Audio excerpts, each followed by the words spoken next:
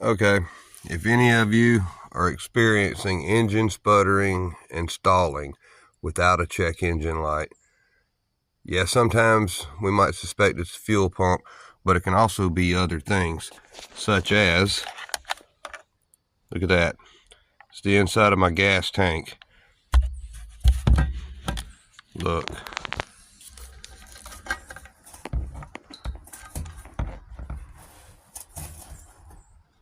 See how I moved that rust and dirt? Yeah, that's probably a good starting point. Yeah, because I can't help but think that rust and dirt get up in the fuel pump, cause some problems. So we're going to take the tank down, clean it out, replace the fuel pump, see how it goes from there. Thank y'all.